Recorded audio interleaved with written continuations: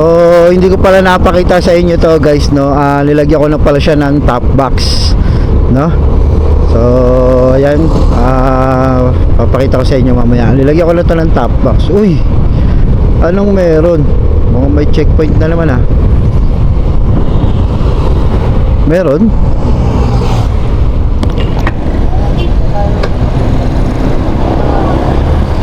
Uy, meron.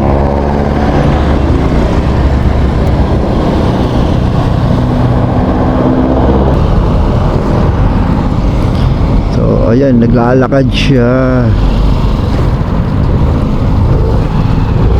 So sabay na tayo dito. So ganito lang diskarte guys. Tuturuan ko kayo ng diskarte ha. Ayan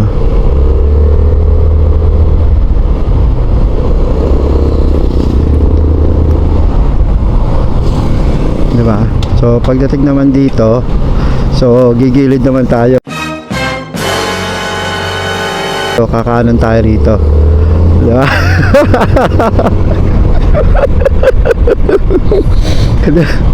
Mission pace. Gano'n lang ang diskarte guys. Diba? Pero syempre kailangan kompleto kayo, may gear kayo, may helmet kayo, no? So gano'n lang gagawin nyo. Syempre pag nandito sa kaliwa, dito kayo dadaan. Pero pagka nandito naman sa kaliwa, dito kayo sa kabila, no? So yun lang yun, tingnan nyo, ang daming tumigil, no? Pero kung may helmet kayo, jacket, gloves, tapos nakapants kayo, no, kompleto. So okay lang naman yun. Hindi kayo pansinin nun. Kasi paparahin kayo niyan guys pagka meron nakitang violation, no?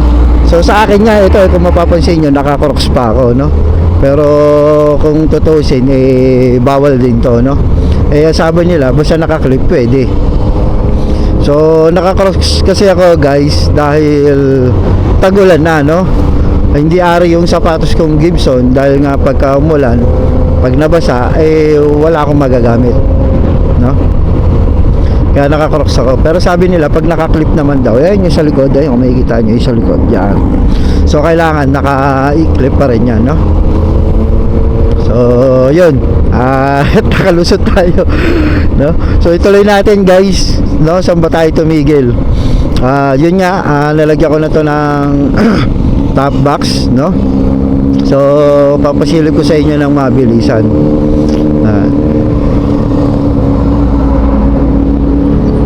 Papasilip ko sa inyo ng mabilisan na nalagyan ko na ito ng top box. Ayan.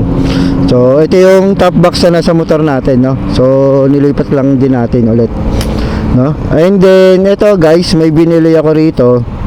Ito yung mudguard na front mudguard na extension, no? So ito ilalagay natin dun sa harap ng ating tapalodo, no? Dahil maiksi. Kung mapapansin nyo, maiksi. Ayan o guys, maiksi siya, diba? Ayan o. So mamaya ilalagay natin dyan para umabot dito. Pag umabot yan dyan, hindi natatalsik yung pinakadumi sa pinaka ibabaw, no? Syempre kaya natin lalagyan ng ganun dahil para hindi tumalsik yung pinakadumi niya dun sa ating ECU, no? Dahil pag tumalsik yan, pag walang ganun guys, diretso yan lahat dun sa ibabaw hanggang taas yun. Umaabot yun dito guys, no? Umaabot. So kaya kailangan natin lagyan ng mudguard, no? Na front fender na mudguard extension, no? So ang sukat nun guys nito, itong mudguard natin, ang sukat niyan ay sa Aerox, no? Sa Aerox 155. So B1 B2, no? So meron mabibili yan sa Orange app. So basta sa pang Aerox na 155 B1 B2, no? So yan, at tuloy-tuloy na tayo nito dahil nga nakalagpas na tayo sa HPG. Diba? Dahil kompleto naman tayo, so hindi tayo mapapansin, no? Hindi tayo aabutin ng dilim, no? Yun lang ang mga kasi ang masaklap guys, pagka yun nga, pagka hindi ka kompleto sa yung pagmumotor, no? Papel, helmet, nakatsinelas, so maantala ka talaga, no? So malilate kang makauwi. So buti na lang tayo kompleto, no? Kompleto pero papel lang ang wala. Pero may certification naman to, guys, no? Ang certification nito ay valid ng 7 days, no? 7 days ang valid ng certification. Kung mapapansin nyo, guys, ilang araw pa lang gamit. So 92 km pa lang to. So hindi ko pa napapa first change oil, no? So first change oil natin ito ay, guys, 500, no? So hindi ko lang sure, guys, kung ng 500 yung nasa manual, no? Pero ititignan na rin natin kung ilan yung nasa manual, no? So ayan si ate.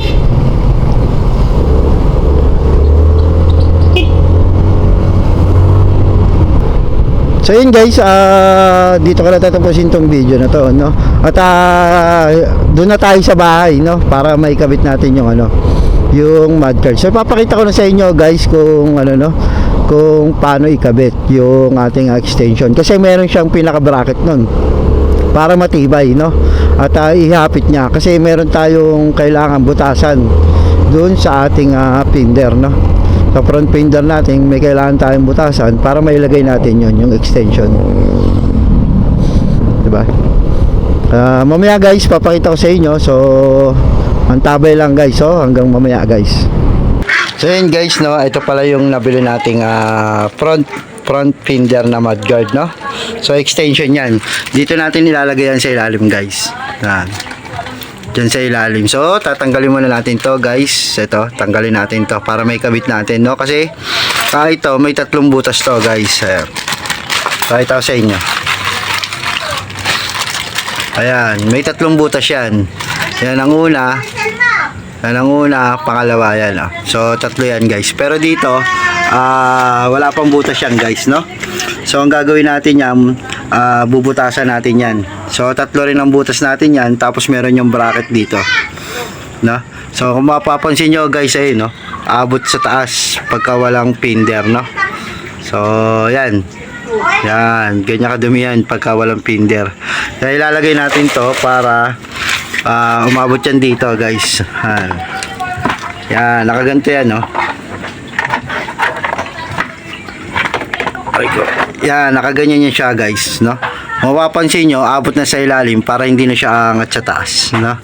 Yan. So ang gawin natin, guys, tanggalin muna natin to, no? At ikakabit natin. So mamaya lang, baklasin lang natin to, guys. So yun, guys, no, nakalas ko na siya, no? So ito na siya. So madali lang naman yan, 4 na tornilyo lang. Ayan, kabila lang yan. 4 na tornilyo, tapos ito ang ikakabit natin, no? So mapapansin nyo, may 3 butas to. Ayan, no? 3 butas, tapos dito natin ilalagay yan sa loob, no? Sa loob yan. Yan. So ganyan siya, no? Ganyan ang itsura niya, guys. So kung mapapansin nyo, ito walang butas. Ayun, no? Walang butas dito sa gilid. Tapos dito, no? So ang gagawin natin ay bubutasan muna natin to, no? Para mailagay natin to at itornilyo natin. Tapos ito naman ang kasamang bracket. Ayan. So ito, guys, ito yung kasamang tornilyo, no? Tapos ito naman yung bracket. So yung bracket nito, guys, dito nilalagay yan.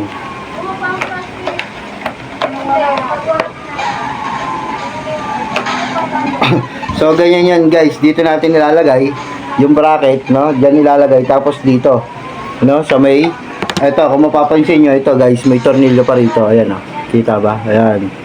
So diyan natin nilalagay para mas makapit at matigas to, no? So ayan, hintayin nyo na lang, guys, bubutasan na natin to at papakita ko sa inyo nang nakakabit na, no? So ayan, guys. So ito na siya, guys, no? Natapos na natin. Ayan, no? So ang ginawa ko diyan, guys, yung tornilyo nilagay ko sa labas, no? Para hindi tumama sa gulong. Ayan. So kabilaan yan, guys. So binutas ko lang yan. Diskartehan nyo na lang, guys, kung paano butasan, no? Tapos sa likod niya ay ito na. So ayan, no? So ito yung bracket kanina. Ayan, guys, yung bracket. So diyan ko lang din tinap. Ayan, no? Yan. Para syempre itong ating extension na pinder ay matigas, no? Matigas siya. Ayan. So hindi siya basa-basa natitiklop, no? Hindi siya maalog, no? Yan. So, ganyan lang kadali yan guys. Tapos kakabit na natin sa motor, no? At hintayin nyo na lang at kakabit natin to sa motor. Papakita ko sa inyo guys.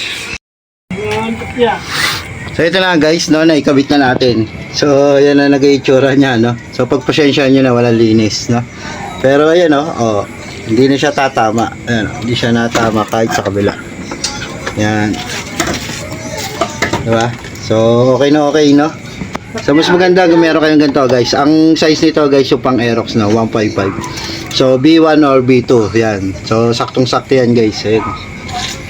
So, yan guys. At kung nagustuhan nyo itong video na to, no?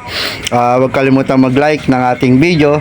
At mag-comment na rin kayo dyan, guys, no? At pindutin nyo na rin, guys, yung subscribe button at bell, no? So, yan. Ingat kayo palagi and ride safe. So, TBX is right.